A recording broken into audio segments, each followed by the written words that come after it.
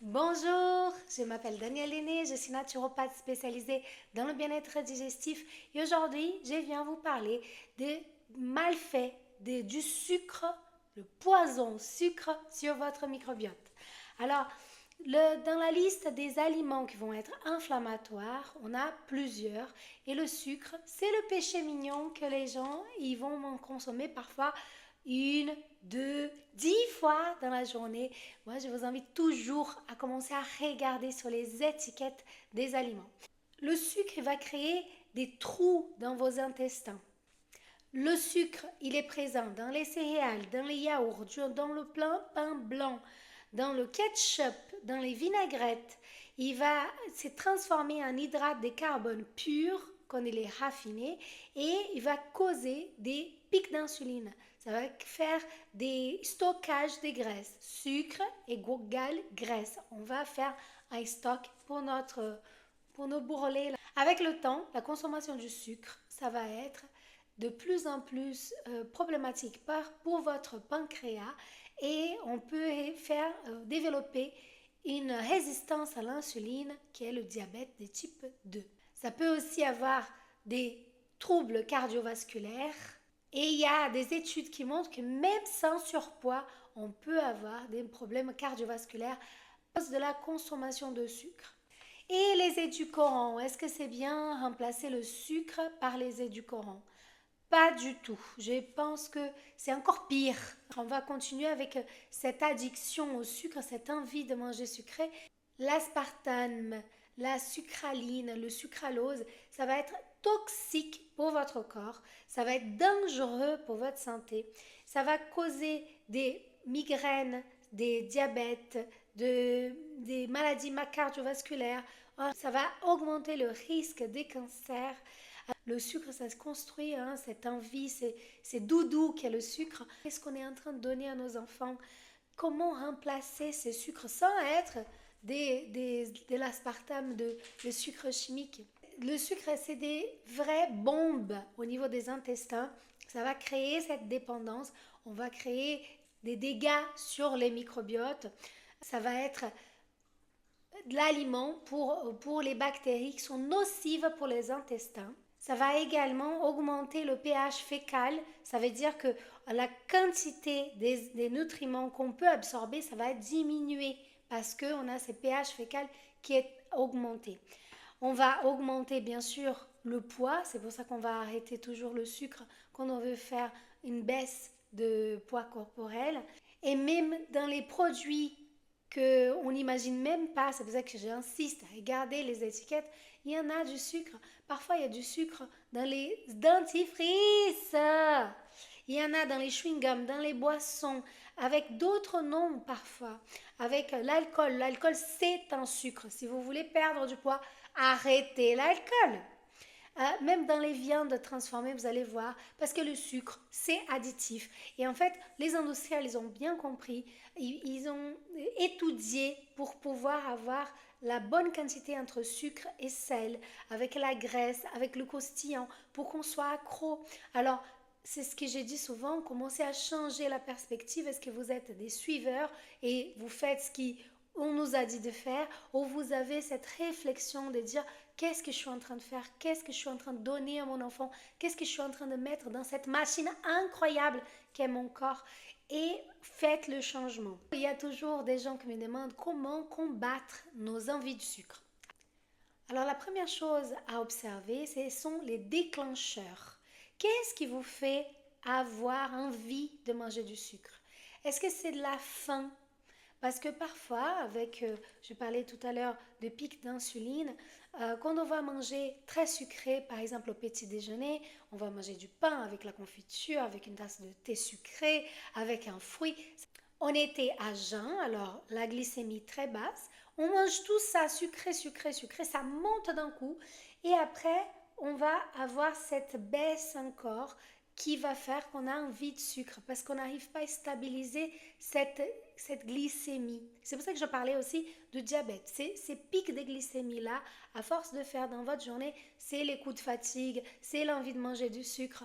Et si vous voulez commencer à changer ça, vous pouvez faire peut-être de petits repas. pendant la journée, ça veut dire de fractionner vos repas pour ne pas avoir trop de glycémie d'un coup et cette chute de glycémie qui va faire qu'on a envie encore de manger du sucre. Autre déclencheur qu'on voit souvent, ça va être le stress, ça va être les émotions, la tristesse, le rejet même de son propre corps, de penser qu'on est nul, qu'on est coupable. On va manger en plus avec cette culpabilité. On mange, on s'est auto-puni. Et là, ce que je vous dis, identifiez toujours quels sont les déclencheurs. Ayez un petit cahier où vous notez ça et vous commencez à vous connaître véritablement. Et bien sûr, travailler avec un thérapeute, ça peut vraiment vous aider parce qu'on a notre vision sur la problématique.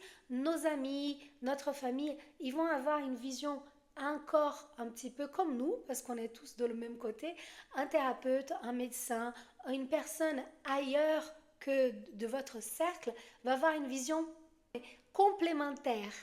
Le thérapeute, il va avoir une vision complémentaire, ça veut dire le problème il est là, vous êtes là et le thérapeute est de l'autre côté avec ses connaissances et là avec vous, avec ce qui vous dit, ce qui se passe. On va poser des questions, on va chercher des objectifs à atteindre, pouvoir vous connaître véritablement et aussi lâcher toutes ces blessures que vous traînez parfois depuis très longtemps.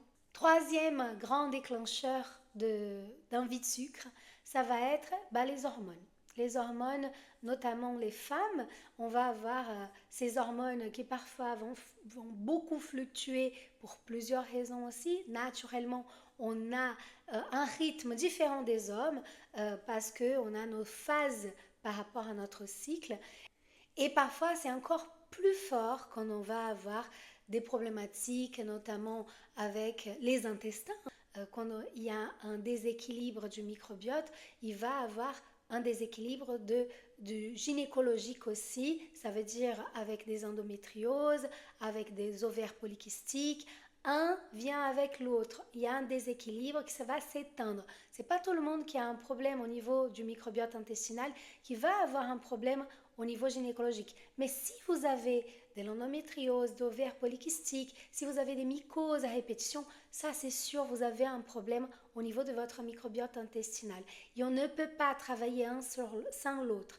Et bien sûr, voir avec votre médecin, avec votre gynéco, s'il y en a des choses à mettre en place. Mais en naturopathie, on travaille très bien avec des choses naturelles, avec une complémentation. Et comme j'ai dit, on va travailler toujours le microbiote pour réguler ce qui se passe dans le corps et que le corps puisse s'adapter à des phases différentes. Ça peut être pendant l'adolescence, ça peut être pendant l'âge adulte, la grossesse, la ménopause.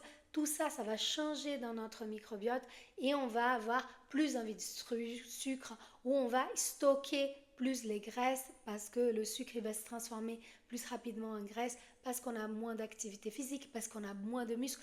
Tout ce que je vous raconte ici, il y a beaucoup de choses autour en fait de la problématique qui dans la naturopathie on va voir dans un aspect global pour pouvoir aider, pour pouvoir équilibrer le corps. Alors les solutions pour stopper ces envies incontrôlables de sucre, c'est d'avoir des vrais repas.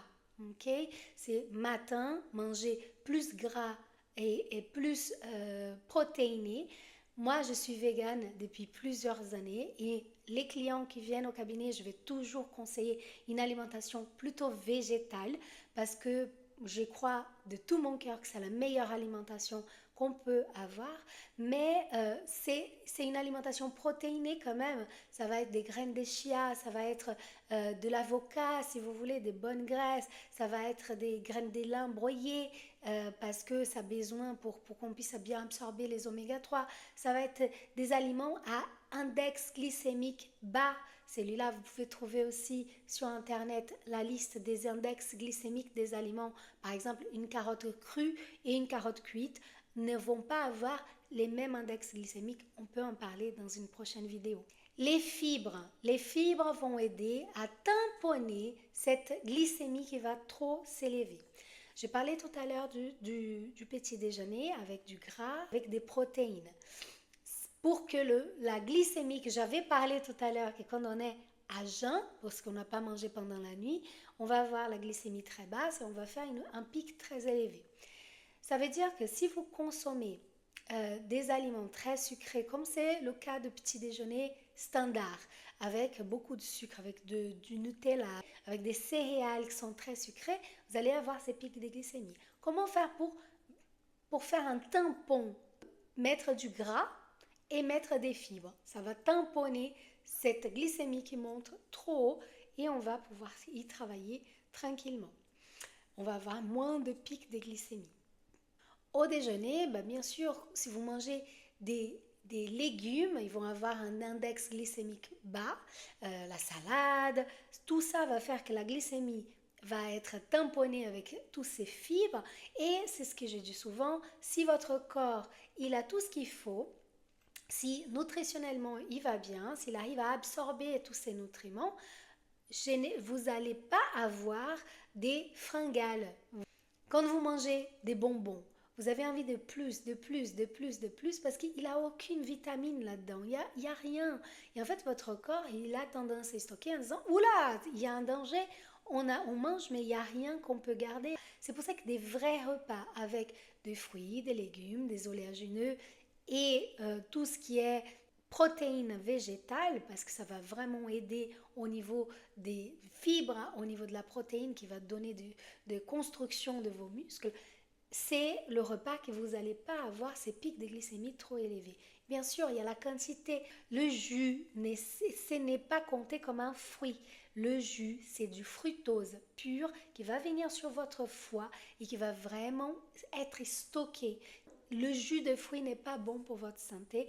Moi, ce que je conseille, c'est des jus de légumes, si vous voulez. Ou alors, si vous pouvez mettre 1, 2, 3 légumes. Moi, j'aime beaucoup, vous savez, je mets par exemple du concombre avec des épinards, avec du gingembre. Je peux mettre une pomme verte quand j'ai envie que ça soit un petit peu plus sucré, parce que sinon c'est fort, moi j'aime bien. Mais si vous voulez, mettez ça. Ou alors, pour mes enfants, par exemple, je vais mettre parfois orange, carotte, un petit peu de gingembre ou du curcuma frais. Vous pouvez faire ça, ça va être moins fort et on va avoir plus de vitamines là-dedans. Ça va être moins glycémiant. J'aime beaucoup mettre aussi du poivron rouge, c'est délicieux avec un jus, avec carotte, poivron rouge, l'orange et le curcuma par exemple, la racine de curcuma. Super bon. Alors, c'est ce que j'ai dit depuis le début. Lisez les étiquettes pour savoir s'il y a du sucre, s'il y a du dextrose, fructose, glucose, lactose, maltose, sucralose, concentré de fruits, miel et sucre inverti ou un sucre maltais. C'est vraiment du sucre, du sucre, du sucre, du sucre, du sucre. Vous allez voir, les ingrédients qui apparaissent en premier, ce sont les ingrédients qui en a le plus. Alors si vous commencez à lire une étiquette qui commence avec du sucre, laissez le paquet, allez-y trouver une alternative. Et bien sûr, boire de l'eau, buvez beaucoup d'eau, ça va aider. Parfois, on a envie de sucre. L'envie de sucre, elle dure environ 10 à 20 minutes. Si vous dites, si vous allez respirer, vous allez faire une promenade, vous allez faire autre chose qui vous permet de sortir de cette obsession pour le sucre, en buvant un verre d'eau, vous pouvez mettre de la menthe dans votre verre d'eau ou le citron, le jus de citron, il est très bon aussi pour aider dans les fringales et ça va aider au niveau des gencives, ça va aider au niveau de la digestion. Vous pouvez mettre un petit peu de citron dans votre eau, mais l'idéal c'est toujours boire de l'eau. L'eau est la seule boisson que vous pouvez boire à volonté et que vous avez besoin. 70% de votre corps, voire plus, c'est constitué d'eau. Ok? Et s'il vous plaît, fuyez les édulcorants. Arrêtez de boire des choses, remplacez le sucre par les édulcorants. Pour moi, c'est encore pire. Apprenez à manger en conscience, à prendre le repas assis, sans distraction, à observer votre assiette, avoir cette assiette colorée, avec plein de légumes, avec plein d'aliments vivants, d'aliments qui sont satisfaisants à vos papilles. Ah, j'aime pas les légumes. Vous allez voir, commencer doucement à mettre plus de légumes dans votre assiette. Vous allez pouvoir éduquer vos papilles gustatives. Ça veut dire que même si vous n'aimez pas Moi, c'est une recette que j'aime beaucoup pour les gens qui n'aiment pas du tout les légumes, c'est de mettre au four. Je trouve que ça fait une autre saveur, les légumes au four. Ça peut être le potimarron, le chou, moi j'adore, le chou rouge, coupé en petits morceaux, mis au four avec un petit peu de sel, un petit peu d'huile, avec des épices. Moi j'adore l'ail, alors je mets de l'ail, un petit peu d'oignon. Et quand il sort comme ça du four, je les mets avec une sauce que je fais avec du tahine, avec du miso, que c'est une pâte de sésame japonaise fermentée. Je mélange ça avec un petit peu d'épices et je mets comme une sauce. C'est délicieux, c'est vraiment très très très bon. La recette que j'adore, ça va être les aubergines coupées en lamelles, en grosses lamelles comme ça, et mettre au four avec un petit peu de sel, avec très simple sel, poivre, un petit peu d'huile, des épices. J'adore l'ail, j'adore le curcuma par exemple. Je vais les mettre et je vais mettre au four. Ça change toute la saveur que de cuisiner à l'eau ou à la vapeur. La vapeur, ça peut être, il y a des modes de cuisson qui sont plus savoureuses que d'autres, mais au four, si vous n'aimez pas, essayez. Le chou-fleur au four, je trouve merveilleux. Vous mettez pareil, vous les lavez bien. Moi, j'aime bien blanchir mes légumes, ça veut dire vous mettez dans l'eau bouillante pendant 2 minutes, vous les sortez et après vous mettez au four avec un petit peu de sel, un petit peu de poivre, de l'ail, d'huile et je mets beaucoup du curcuma, du gingembre comme ça et je vais le faire cuire pendant 30-40 minutes parfois si on veut bien moelleux. Moi j'aime bien quand c'est bien croustillant, alors vous pouvez essayer. Nous on met à la maison, ma fille elle adore, c'est avec du fromage vegan, on les met à la fin de la cuisson dessus comme ça fait vraiment c'est fondant de fromage vegan fait d'huile de coco ou de noix de cajou et c'est délicieux.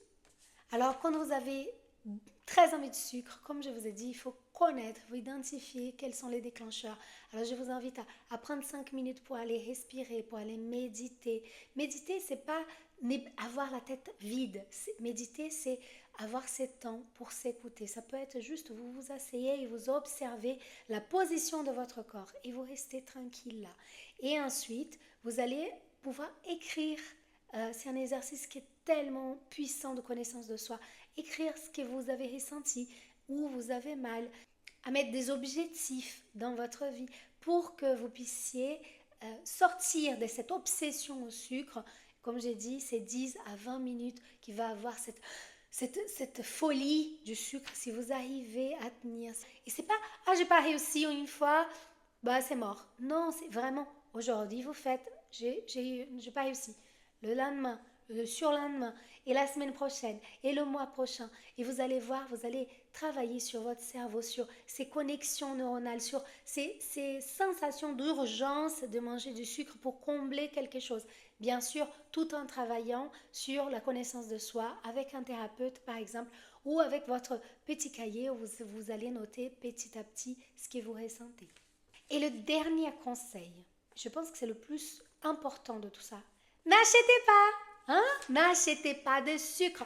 Quand les gens me disent, mais si, parce que mes enfants, ils aiment bien les biscuits, après, j'ai craque pour les biscuits, ou ah, j'ai des bonbons, les enfants, ils adorent les bonbons. Mais vous êtes en train de construire le même schéma que pour vous. Est-ce que vous avez déjà entendu parler que le sucre, il est super bon pour la santé, il faut en consommer? Est-ce que vous avez déjà entendu parler de ça? Il faut vraiment en manger. Ce n'est pas nécessaire. Et on est en train d'éduquer nos enfants en disant, mais si aujourd'hui tu peux parce que c'est ton anniversaire. Aujourd'hui tu peux parce que bah tu as été sage. Ah bah tu as mangé tes légumes, tu peux manger ton sucre, tu peux manger ton dessert parce que tu as bien mangé.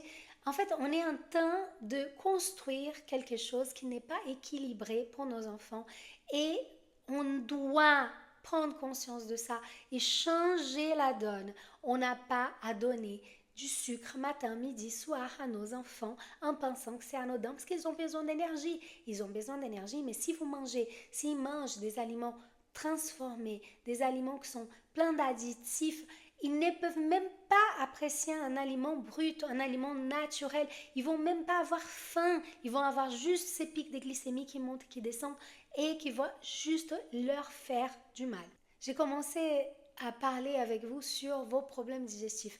Et c'est un problème digestif aujourd'hui, beaucoup de porosité intestinale, le leaky gut, ça vient du sucre, ça vient des produits transformés, ça vient des aliments comme le gluten, comme les produits laitiers, ça vient des intolérances alimentaires qui n'ont pas été détectées. Alors je vous invite à prendre rendez-vous pour pouvoir comprendre quelles sont les intolérances alimentaires, quels sont les aliments qui vous font du mal, comment ça va l'état de votre microbiote intestinal. On peut voir ça avec le test microbiote par exemple et avec l'anamnèse, ça veut dire le questionnaire de votre vie, comment ça a construit le système nerveux, comment c'est construit les schémas, les traumatismes qui vont avoir une incidence sur le microbiote intestinal. Ce n'est pas juste bien manger, il faut voir tout le processus qui est autour de la nourriture et comme on sait, on va manger 3, 4, parfois même plusieurs 5, 6 fois par jour, on va manger. Alors, il va falloir qu'on apprenne à ne pas être victime de la nourriture, à ne pas être obsédé par les aliments. Ce n'est pas être victime de « je ne peux pas m'arrêter », en fait, comme si vous n'aviez pas le choix. Vous avez le choix, il faut juste parfois de l'aide pour équilibrer votre corps qui a été construit d'une manière désorganisée, d'une manière déséquilibrée. Je vous invite à diminuer le sucre. C'est de faire par étapes. Alors, si vous mangez des sucres tous les jours, ce que je vous conseille, c'est de commencer à diminuer ces sucres. Si vous mangez 3 fois par jour du sucre, vous enlevez un. Ok? Si vous mangez 2 fois par jour du sucre, diminuez un. Si vous mettez 2 sucres dans votre café, mettez un seul. Et vous restez comme ça pendant 2, 3 semaines. Et ensuite, vous allez, on va donner l'exemple du café. Vous êtes avec 2 sucres, vous passez à 1. Au début, c'est pas bon. Après, petit à petit, vous allez vous habituer, papille gustative qui commence à changer.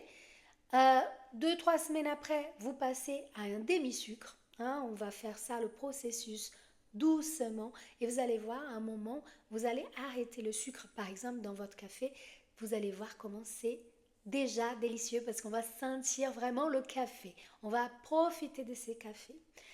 Et ça pour tout. Ah, je mange des bonbons tous les jours. Ok, si on passe à un jour sur 2, et après un jour sur 3, après une fois par semaine, et après, est-ce que j'ai vraiment besoin de ces sucres? Oui, je veux. Ok, ça va être une fois par mois. C'est vous qui voyez le rythme que vous voulez avoir avec cette consommation de sucre. Si vous avez besoin d'aide pour pouvoir mieux vous comprendre, pour mieux gérer vos envies de sucre, pour travailler sur votre microbiote, pour équilibrer ces microbiotes qui peut être avec un intestin poreux ou avec une pullulation bactérienne dans votre intestin, ça veut dire avec beaucoup de ballonnement, ou alors beaucoup de remontées acides, ça veut dire qu'on a un problème au niveau de l'estomac peut-être. Est-ce qu'il y a des problèmes au niveau de la bouche, les gencives qui saignent, les caries à répétition? Est-ce que vous êtes souvent constipé, ça veut dire vous n'allez pas à la selle tous les jours, ou vous allez trop, ou vous allez des fois constipation et parfois la diarrhée, c'est cette alternance des natures de sel. Est-ce que vous prenez des antibiotiques? Est-ce que vous prenez des choses qui vont vous faire du mal? Alors, je vous invite à prendre rendez-vous, visiter mon site internet daniellene.com. On peut faire le test microbiote à mon cabinet à Ceris, à côté de Disney, ou sinon, à un visio, on peut déjà faire toute l'anamnèse et commencer un traitement naturel, un équilibrage, un rééquilibrage alimentaire, énergétique, psychomatique, pour qu'on puisse vraiment équilibrer et aligner votre santé. Alors, je vous demande de laisser votre commentaire, de partager cette vidéo avec les personnes qui sont addictes au sucre et de vous abonner à ma chaîne pour continuer à comprendre mieux vos problèmes digestifs. Je suis auteure du livre Bien digérer la vie, changer les perspectives sur vos problèmes digestifs. Vous pouvez visiter mon site internet pour savoir comment je peux vous aider et je vous dis à très vite pour une nouvelle vidéo.